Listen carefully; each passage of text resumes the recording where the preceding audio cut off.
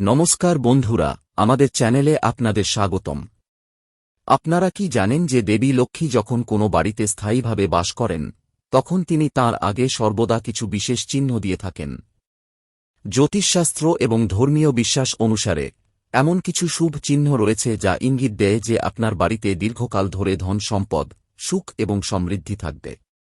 আপনিও যদি এই চিহ্নগুলি দেখেন, তবে বুঝবেন যে দেবী লক্ষ্মীর আশীর্বাদ আপনার উপর বর্ষিত হচ্ছে।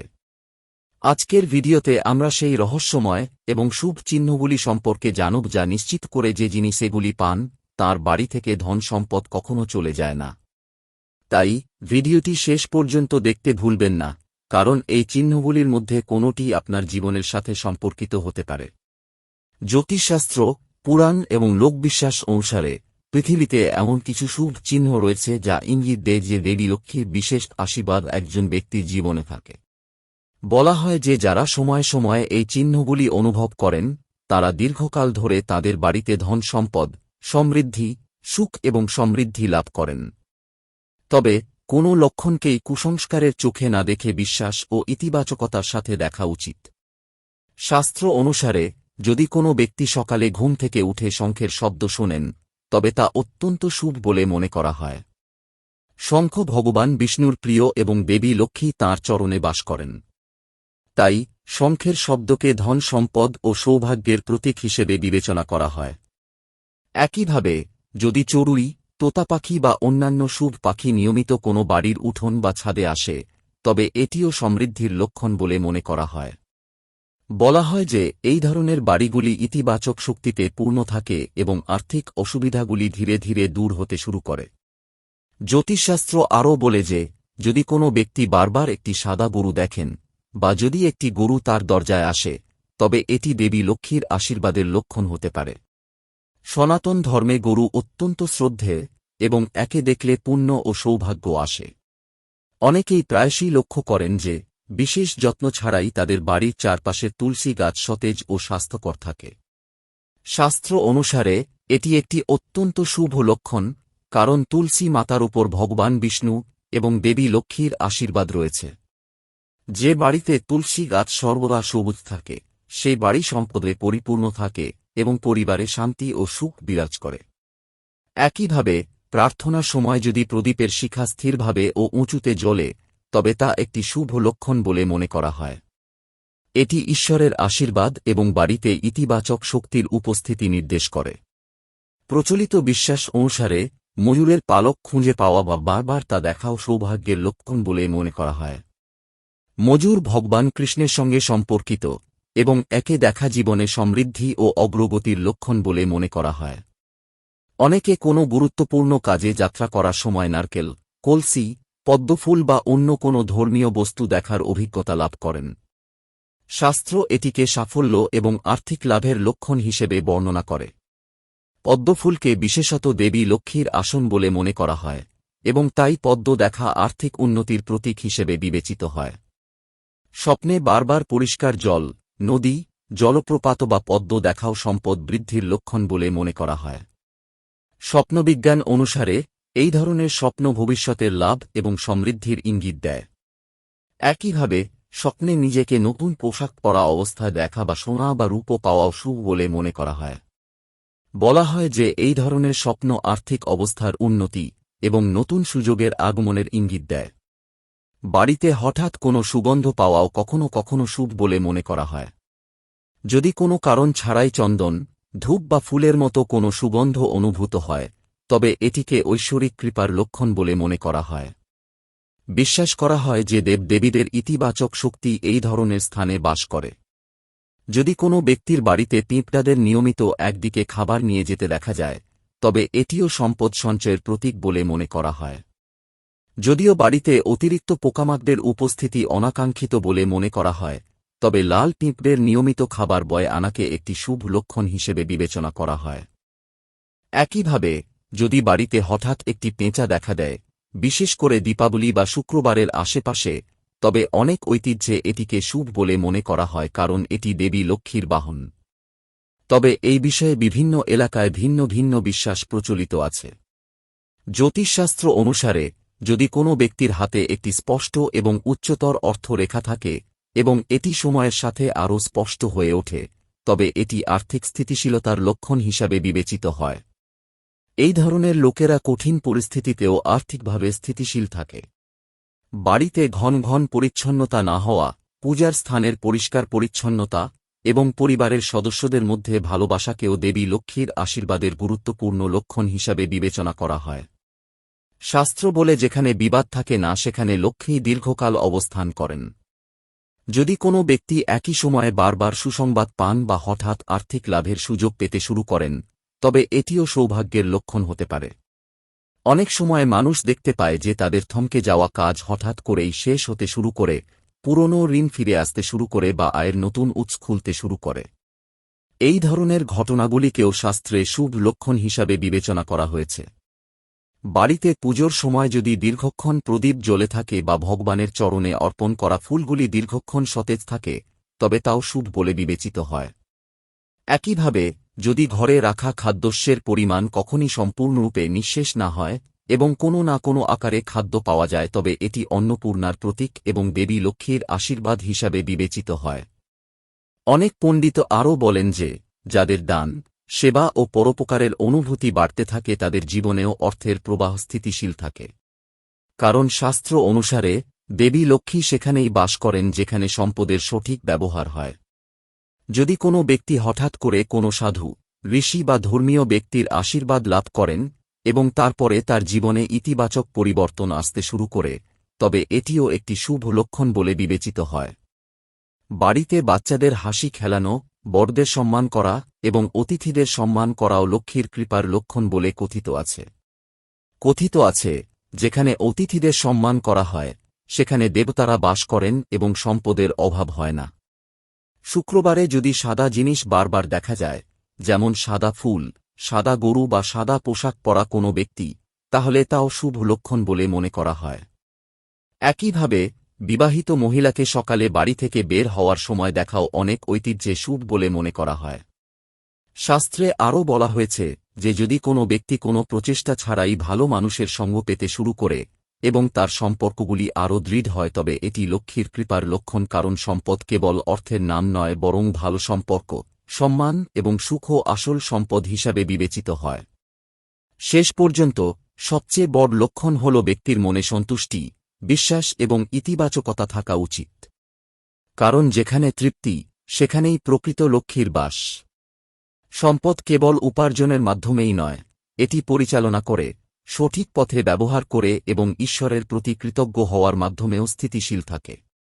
অতএব, যদি আপনার জীবনে উপরোক্ত লক্ষণগুলির মধ্যে কিছু দেখা যায়, তবে সেগুলিকে ঈশ্বরের রহমত হিসাবে বিবেচনা করুন, নম্রতা বজায় রাখুন, নিয়মিত ইবাদত করুন, দান খয়রাত করুন এবং ভালো আচরণ করুন।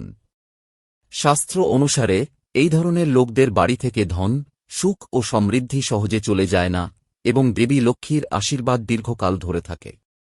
জ্যোতিষশাস্ত্র, পুরাণ এবং সনাতন ধর্মের প্রাচীন বিশ্বাস অনুসারে দেবী লক্ষ্মী কেবল সম্পদের দেবী নন, বরং সুখ, সমৃদ্ধি, বৈভব, ঐশ্বর্য, সম্মান এবং সৌভাগ্যের অধিপতি দেবী হিসাবে বিবেচিত হন। শাস্ত্রে বলা হয়েছে যে যখন কোনো ব্যক্তি বা পরিবার দেবী লক্ষ্মীর বিশেষ আশীর্বাদ পেতে চলেছে বা কোনো বাড়িতে তাঁর স্থায়ী বাসস্থান তৈরি হতে শুরু করে, তখন প্রকৃতি, স্বপ্ন, দৈনন্দিন জীবন এবং পারিপার্শ্বিক ঘটনার মাধ্যমে কিছু বিশেষ লক্ষণ প্রাপ্ত হতে শুরু করে। এই লক্ষণগুলিকে শুভ বলে মনে করা হয় এবং বলা হয় যে যারা এই চিহ্নগুলি বারবার দেখেন, তাদের বাড়িতে অর্থের অভাব হয় না এবং তাদের আর্থিক অবস্থা শক্তিশালী হয়। জ্যোতিষশাস্ত্র অনুসারে প্রথম এবং সবচেয়ে গুরুত্বপূর্ণ লক্ষণ হল ঘরে ইতিবাচক শক্তি বৃদ্ধি। যদি কোনো বিশেষ কারণ ছাড়াই বাড়ির পরিবেশ সুখী হয়, পরিবারের সদস্যদের মধ্যে প্রেম বাড়তে থাকে এবং ছোটখাটো বিষয়ে ঝগড়া কমে যায়, তবে এটি দেবী লক্ষ্মীর আগমনের লক্ষণ বলে মনে করা হয়। কারণ শাস্ত্রে বলা আছে যেখানে কলহ থাকে সেখানে লক্ষ্মী থাকেন না, যেখানে শান্তি, প্রেম ও সম্প্রীতি থাকে সেখানে স্বয়ং লক্ষ্মী বিরাজ করেন। একইভাবে, যদি কোনো ব্যক্তি সকালে ঘুম থেকে উঠার সাথে সাথে মন্দিরের ঘণ্টা, শঙ্খ বা ভজনের শব্দ শুনতে পান, তবে এটি অত্যন্ত শুভ বলে মনে করা হয়। এই চিহ্নটি দেখায় যে আগামী সময়ে সেই ব্যক্তির জীবনে সুখ এবং সমৃদ্ধি প্রবেশ করতে চলেছে। জ্যোতিষশাস্ত্র অনুসারে ভোরবেলা শঙ্খের শব্দ শোনা ভগবান বিষ্ণু এবং মা লক্ষ্মী উভয়ের আশীর্বাদের প্রতীক হিসাবে বিবেচিত হয়। বাড়িতে লাগানো তুলসী গাছটি যদি কোনো বিশেষ যত্ন ছাড়াই সবুজ থাকে এবং তা থেকে ক্রমাগত নতুন পাতা বের হতে থাকে, তবে এটিও লক্ষ্মীর কৃপার লক্ষণ হিসাবে বিবেচিত হয়। তুলসী মাতা ভগবান বিষ্ণুর কাছে অত্যন্ত প্রিয় এবং যেখানে তুলসীকে সম্মান করা হয়, লক্ষ্মী সেখানে স্থায়ীভাবে বসবাস করেন বলে মনে করা হয়। শাস্ত্রে এমনও উল্লেখ আছে যে যদি কোনো ব্যক্তি বারবার সাদা গরু দেখতে শুরু করে বা গরুটি নিজে এসে তার বাড়ির সামনে দাঁড়ায়, তাহলে তা শুভ লক্ষণ হিসেবে বিবেচিত হয়। গরুকে সকল দেবদেবীর বাসস্থান বলা হয়েছে এবং এর দর্শনে পুণ্য ও সৌভাগ্য বৃদ্ধি পায়। একইভাবে যদি একটি গরু এসে আপনার বাড়ির সামনে শান্তিপূর্ণভাবে বসে থাকে, তবে এটি সম্পদ এবং সমৃদ্ধির সূচক হিসাবে বিবেচিত হয়। জ্যোতিষশাস্ত্রেও পাখিদের বিশেষ গুরুত্ব দেওয়া হয়েছে। চড়ুই, তোতা পাখি, ময়না বা অন্যান্য শুভ পাখি যদি আপনার বাড়ির বারান্দায় বা উঠানে নিয়মিত আসতে শুরু করে, তবে এটি একটি শুভ লক্ষণ হিসাবে বিবেচিত হয়। বলা হয় যে এই ধরনের বাড়িতে ইতিবাচক শক্তির প্রবাহ বৃদ্ধি পায় এবং আর্থিক অবস্থার উন্নতি হতে শুরু করে।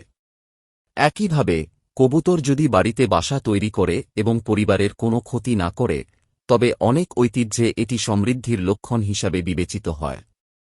স্বপ্ন বিজ্ঞানের মতে স্বপ্নে দেখা কিছু জিনিস সম্পদ বৃদ্ধিরও ইঙ্গিত দেয়। যদি কোনো ব্যক্তি স্বপ্নে একটি পদ্মফুল দেখেন, তবে এটি দেবী লক্ষ্মীর বিশেষ কৃপার প্রতীক হিসাবে বিবেচিত হয়। পদ্ম হল দেবী লক্ষ্মীর প্রিয় ফুল এবং তার আসনও পদ্ম বলে মনে করা হয়। স্বপ্নে পদ্ম দেখার অর্থ হল আপনি জীবনে আর্থিক উন্নতি এবং সম্মান পাবেন। স্বপ্নে যদি কোনো পরিষ্কার নদী, জলপ্রপাত, পুকুর বা প্রবাহিত স্বচ্ছ জল দেখা যায়, তবে তাও অত্যন্ত শুভ বলে মনে করা হয়। জ্যোতিষশাস্ত্র অনুসারে জল সমৃদ্ধি এবং অর্থের অবিরাম প্রবাহের প্রতীক। স্বপ্নে নিজেকে পরিষ্কার জলে স্নান করতে দেখাও আর্থিক বাধার অবসানের লক্ষণ বলে মনে করা হয়। যদি কোন ব্যক্তি স্বপ্নে স্বর্ণ, রৌপ্য, গহনা বা ধন দেখেন, তবে তা ভবিষ্যতে আর্থিক লাভের লক্ষণ বলে মনে করা হয়। যাই হোক, শাস্ত্র আরও বলে যে এই জাতীয় স্বপ্নের পরে একজন ব্যক্তির অহংকারী হওয়া উচিত নয়, বরং ঈশ্বরের প্রতি কৃতজ্ঞ হওয়া উচিত। যদি কোনো ব্যক্তি ঘন ঘন পেঁচা দেখতে শুরু করে, বিশেষত শুক্রবার বা দীপাবলির আশেপাশে, তবে এটি দেবী লক্ষ্মীর বাহনের চিহ্ন হিসাবে বিবেচিত হয়। পেঁচাকে দেবী লক্ষ্মীর বাহন হিসাবে বিবেচনা করা হয় এবং অনেক জ্যোতিষী এটিকে শুভ এবং সম্পদ বৃদ্ধির প্রতীক বলে মনে করেন। যাই হোক, এই বিষয়ে আঞ্চলিক বিশ্বাস ভিন্ন হতে পারে। জ্যোতিষশাস্ত্র অনুসারে যদি কোনো ব্যক্তি হঠাৎ কোনো কারণ ছাড়াই সুগন্ধ অনুভব করতে শুরু করে, যেমন চন্দন, ফুল বা ধূপের সুবাস, তবে এটিও ঈশ্বরের কৃপায় লক্ষণ হিসাবে বিবেচিত হয়। কথিত আছে, এমন সময় ঘরে দৈব শক্তি প্রবেশ করে। পূজা করার সময় যদি প্রদীপের শিখা স্থিরভাবে জ্বলতে থাকে, তবে তাও শুভ বলে মনে করা হয়। এই চিহ্নটি দেখায় যে পূজা কবুল হচ্ছে এবং দেবদেবীর আশীর্বাদ পাওয়া যাচ্ছে। ভগবানকে নিবেদন করা ফুল যদি দীর্ঘক্ষণ সতেজ থাকে, তাও একটি ইতিবাচক লক্ষণ হিসেবে বিবেচিত হয়। জ্যোতিষশাস্ত্র অনুসারে হঠাৎ বাড়িতে ময়ূরের পালক পাওয়া বা বারবার ময়ূর দেখাও শুভ লক্ষণ বলে মনে করা হয়। ময়ূর ভগবান কৃষ্ণের সাথে যুক্ত এবং এর দৃষ্টি সৌভাগ্য এবং জীবনে অগ্রগতির প্রতীক হিসাবে বিবেচিত হয়। ভ্রমণে যাওয়ার সময় যদি কোনো ব্যক্তি নারকেল, কলস, পদ্ম ফুল বা কোনো ধর্মীয় বস্তু দেখেন, তবে তা সিদ্ধি এবং সাফল্যের লক্ষণ হিসাবে বিবেচিত হয়। অনেক জ্যোতিষশাস্ত্রীয় বিশ্বাসে পিঁপড়াদের ঘরে খাবারের সাথে নিয়মিতভাবে একদিকে চলাফেরা করাকেও সম্পদ আহরণের প্রতীক হিসাবে বিবেচনা করা হয়। বিশেষ করে লাল পিঁপড়াকে শুভ বলে মনে করা হয়।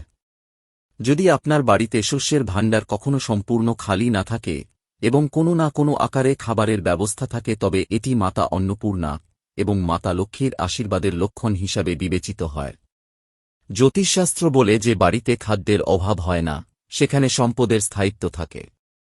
যদি হঠাৎ করে কোনো ব্যক্তির জীবনে ভালো সুযোগ আসতে শুরু করে, আটকে থাকা কাজ শেষ হতে শুরু করে, পুরানো ঋণ ফেরত পেতে শুরু করে বা আয়ের নতুন উৎস খুলতে শুরু করে, তাহলে এটি গ্রহের অবস্থান অনুকূল হয়ে উঠছে এবং লক্ষ্মীর আশীর্বাদ লাভের স্পষ্ট হস্তরেখাবিদ্যা অনুসারে যদি কোনো ব্যক্তির হাতের তালুতে অর্থের রেখা পরিষ্কার এবং গভীর হয়, এবং সময়ের সাথে সাথে শক্তিশালী হয় তবে এটি আর্থিক স্থিতিশীলতার লক্ষণ হিসাবে বিবেচিত হয়।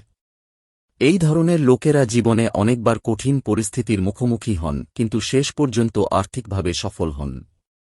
যদি কোনো ব্যক্তি বারবার সাধু সন্ন্যাসীদের আশীর্বাদ পান বা কোনো ধর্মীয় স্থানে যাওয়ার অনুপ্রেরণা পেতে শুরু করেন, তবে এটিও একটি শুভ লক্ষণ হিসাবে বিবেচিত হয়।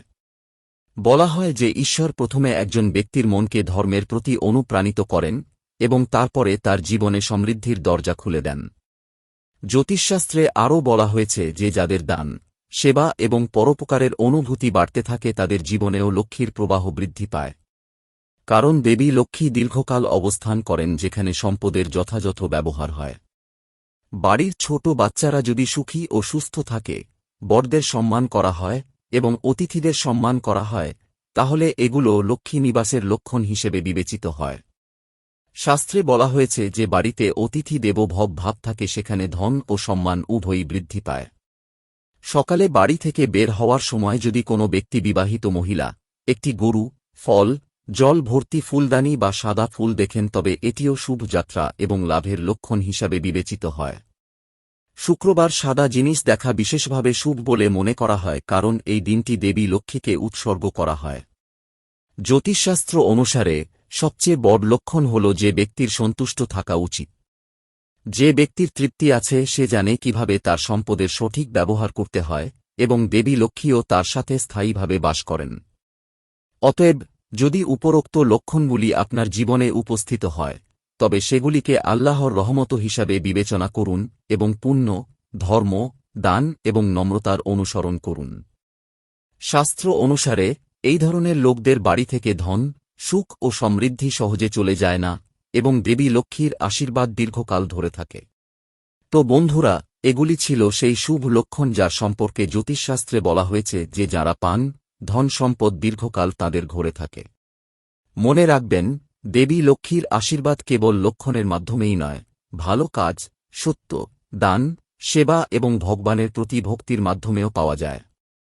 আপনি যদি এই তথ্যটি পছন্দ করেন, তাহলে ভিডিওটি লাইক করুন, আপনার বন্ধুদের এবং পরিবারের সাথে শেয়ার করুন এবং চ্যানেলটি সাবস্ক্রাইব করতে ভুলবেন না।